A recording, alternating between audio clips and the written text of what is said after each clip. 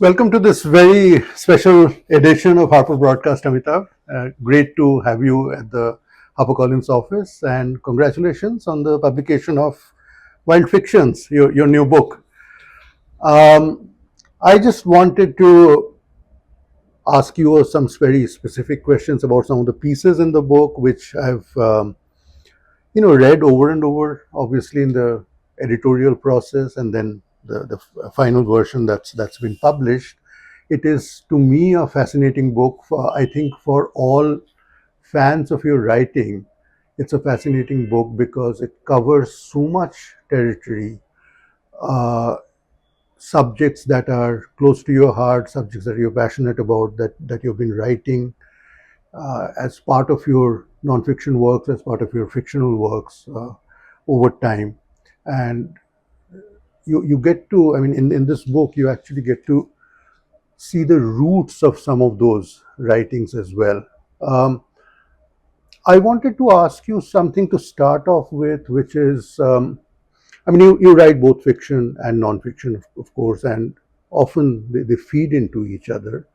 Do you have a different approach when you're writing fiction and when you're writing nonfiction, or is it initially the same approach and then you figure out that, for instance, when you wrote and published The Nutmeg's Curse or Smoke and Ashes, did you know well in advance that would be a very different, that would be a work of nonfiction as opposed to Gun Island, which would definitely be a work of fiction?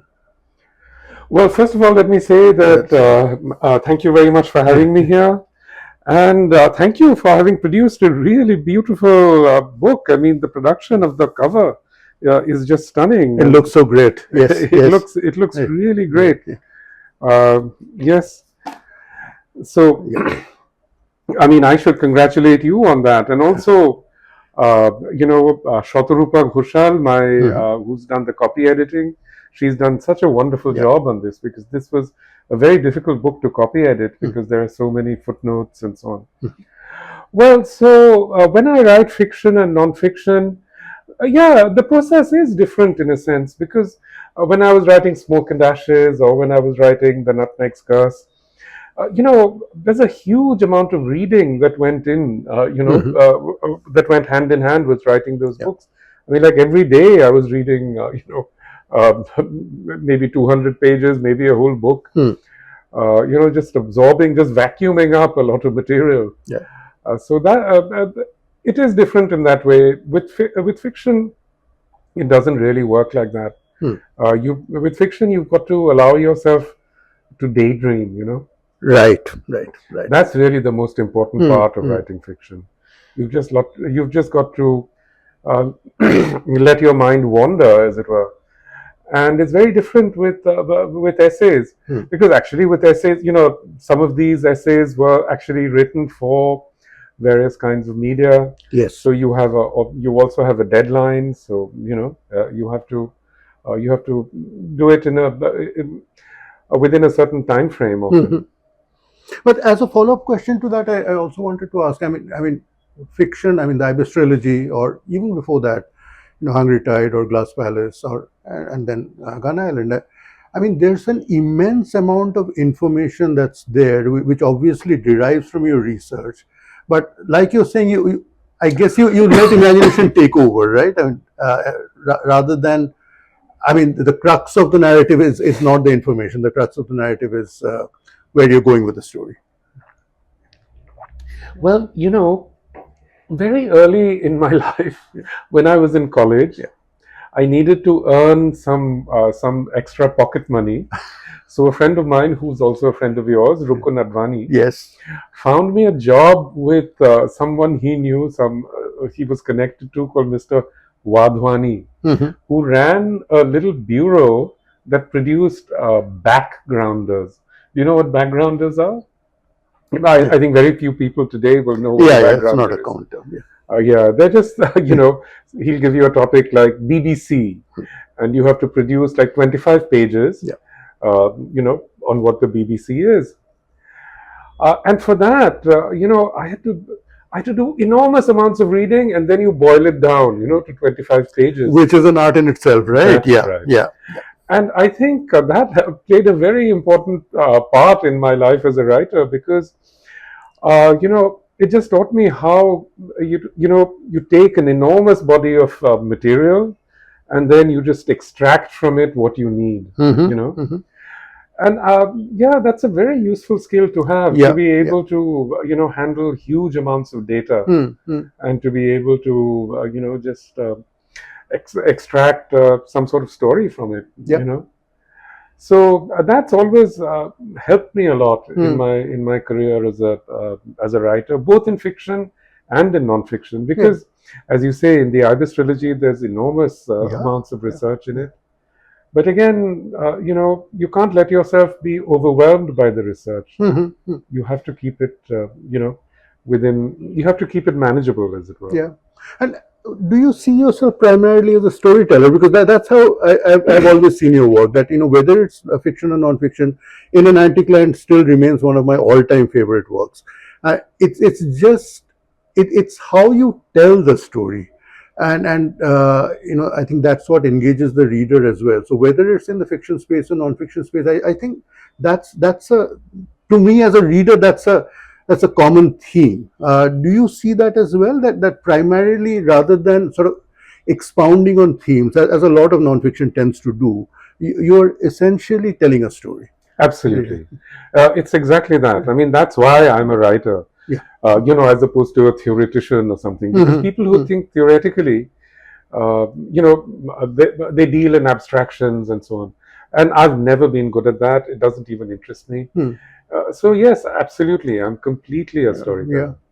I mean, so wild fictions. I mean, so a lot of themes that are recurrent in Amitav's writing are present here, and one of the things is this entire story of capitalist enterprise and imperial violence, which runs like a thread through a lot of modern history, and especially relevant to India. It's something that, I mean, there could have been a thesis on it, but that's not how he approaches it. He approaches it, and especially in this volume, you're seeing it in small pieces. And I wanted to talk about specifically. I wanted you to talk about the opening piece in the book, which is the Great Uprooting, which links migration to the whole capitalist enterprise and how it disenfranchised people. You've written about this in the past as well. It's in The Nutmeg's Curse, of course, most prominently. Uh, but would you like to talk a little bit about that essay?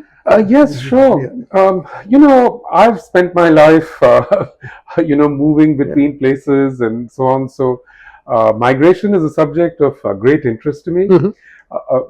All my books, in one way or the other, are about migration. Are about migrants and their stories. Yep. When I first started reading about the so-called European migration crisis, Mm. starting around 2014, 2015, 2016, I became very interested. And what really interested me about this whole thing is that the media coverage, when they wrote about this migrant crisis and all these people crossing the Mediterranean in these rickety boats, Mm. and all those people who are trekking over the mountains, making these incredibly dangerous journeys. Yeah. The media narrative was that these are desperate people from war-torn regions and so on. Indeed. But when I started, when I started looking at the pictures, I could see that a lot of these people were South Asians. Right. And actually, I could recognize many of them as Bengalis, Yeah. from Bangladesh or wherever. So then I started researching the whole background of it, and I discovered, in fact, the largest groups of migrants were not from Syria or from sub-Saharan Africa. They were actually from Bangladesh. Then that became very interesting to me, because whatever you may say about Bangladesh, it's not like a war-torn country. It's actually it's got the highest per capita GDP in South Asia. They've done incredibly well in many ways on many of the development indices. So I became very interested. What's driving this kind of migration? So I went to Italy in 2016. And I did, I went around all the sort of the encampments, of migrant encampments, and I interviewed hundreds of migrants. Right. The Bengali migrants, of course, but also many Urdu-speaking migrants from Pakistan. Indians were very few, actually. That's right. So it was very interesting talking to these young men, and they were almost all young men. Yeah. Because the stories they told were completely different from the stories that figured in the Western media. Exactly. Yeah. Yeah, from their stories, it became very clear that patterns of communication, technologies were absolutely fundamental to this process of movement. Most of all, the cell phone. Yes. That's a very striking thing about these patterns of migration, because these movements would not be possible without the cell phone. It's through the cell phone that they pay the dalals. It's through the cell phones that they find their routings. In fact, the cell phone is absolutely crucial to them. It's like life itself. A truly revolutionizing piece of technology. Really, I think it's honestly. I mean, it's a cliched phrase that it's something that has changed people's lives, but it really has. It's just, and I think something that Westerners don't understand is that, in fact, cell phone technology is much more widespread in countries like India or Kenya or Nigeria than in the United States. Yeah. In the US, I mean, even in a city like New York, my Wi-Fi reception is pretty bad. Right. And if I go out of the city, there are huge patches where you have no Wi-Fi reception. Yeah. Whereas, now in India, in Kenya, etc., you're hardly ever, outside the Wi-Fi reception. No, this is true. I mean, friends in the US that I have.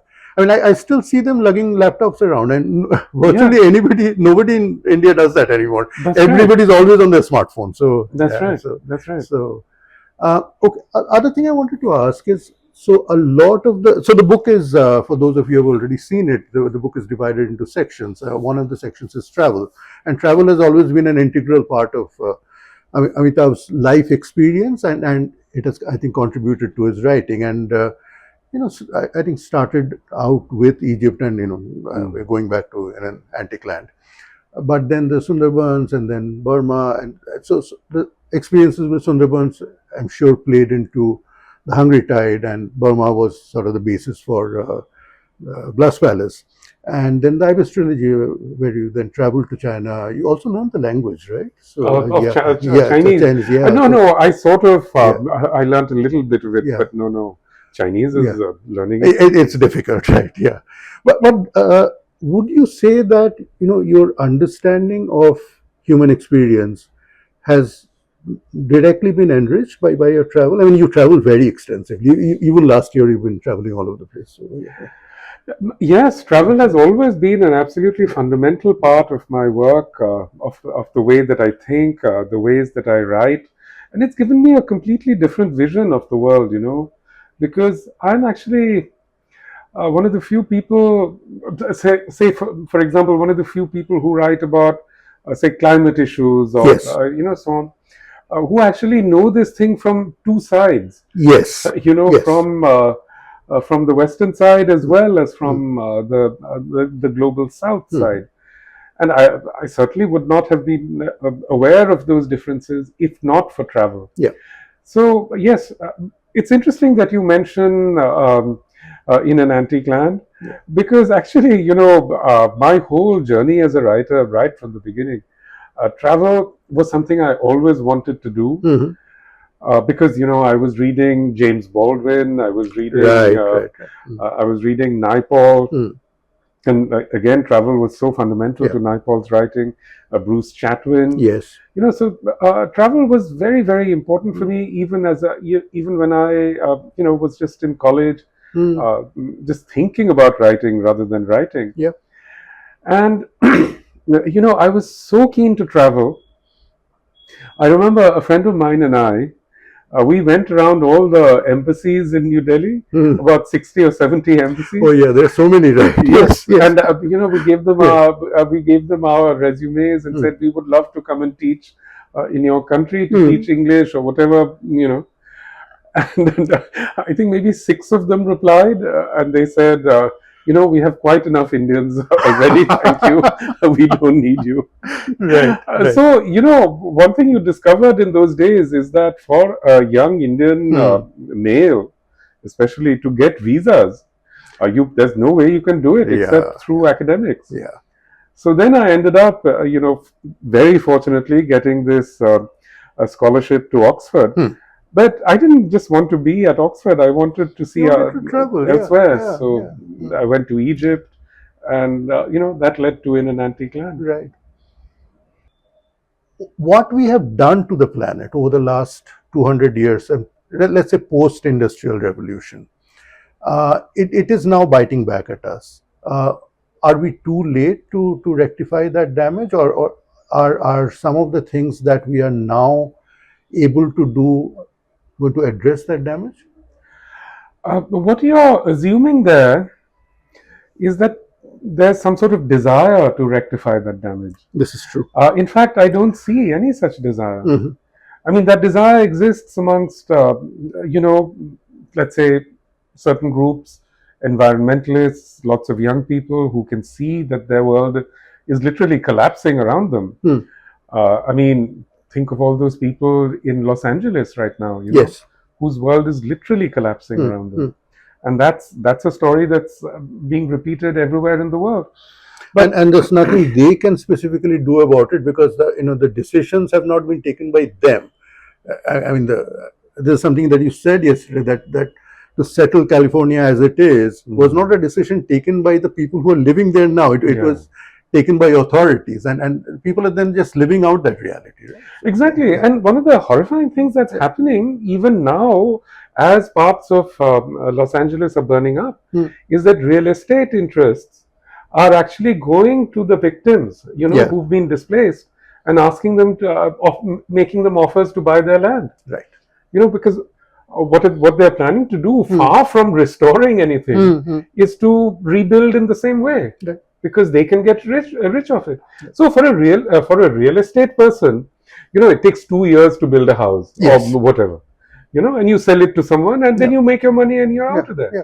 That person it's not the realtor, or it's not the builder who's going to get hit by these major flood damage or fire damage or whatever. Yeah. It's the same dynamic that's at work in places like Chennai and Mumbai, where really people should now be retrenching. And in Mumbai, most of all, there should be managed retreat. Yes, and Do there you see isn't any sign of it? There isn't, or in Chennai. So yeah. I mean, profit making is a very sort of short term and very selfish sort of enterprise, and it really, but it has long term repercussions. So, Absolutely. I mean, do you see the development agenda that India has been undergoing for at least the last 10 years? Do you see it on a similar trajectory as what's happening It's in the US? absolutely on a similar trajectory. I mean, in fact, I would say it's on an even worse trajectory. I mean, more and more, the construction interests have become so powerful in India, and they build more and more. The cement lobby is one of the biggest lobbies in India. I mean, why do you see so many dams springing up everywhere? Yeah.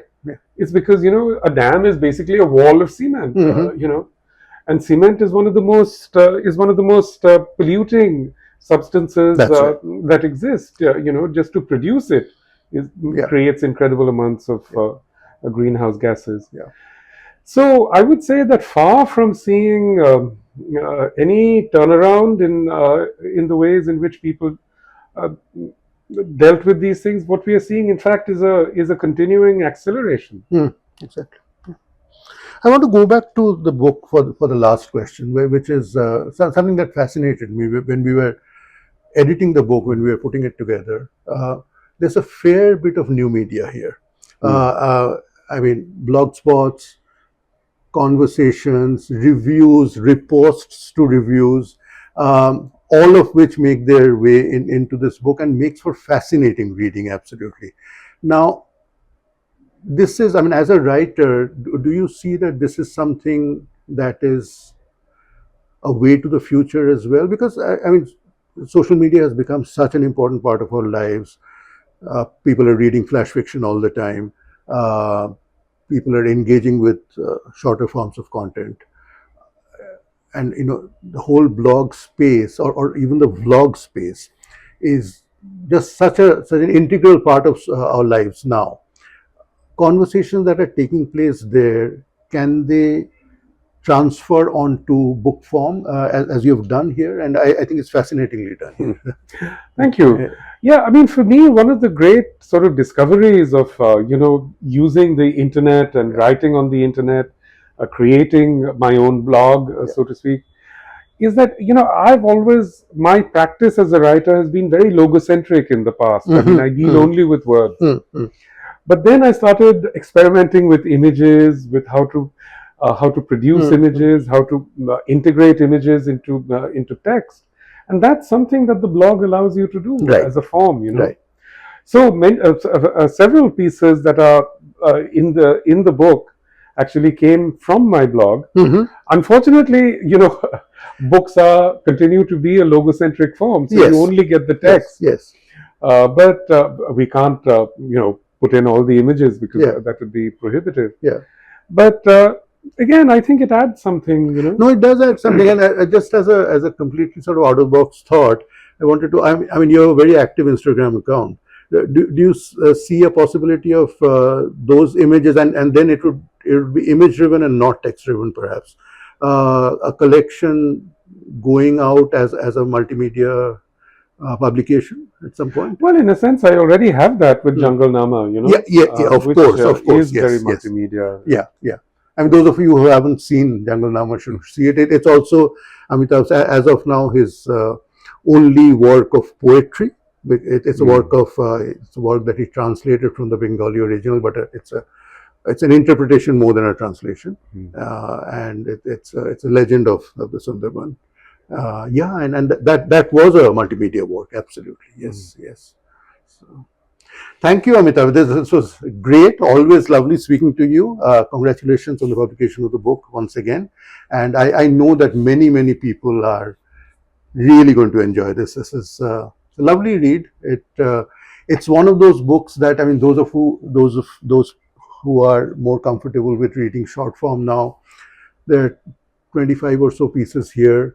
You don't need to read it cover to cover. You can read it cover to cover. That's also a very enjoyable experience. But you can dip in and read a piece at a time. It's one of those books that's very rewarding in that way as well. Thank you. Thank you, Udayan. Thank you, and thank you for having me. Thanks.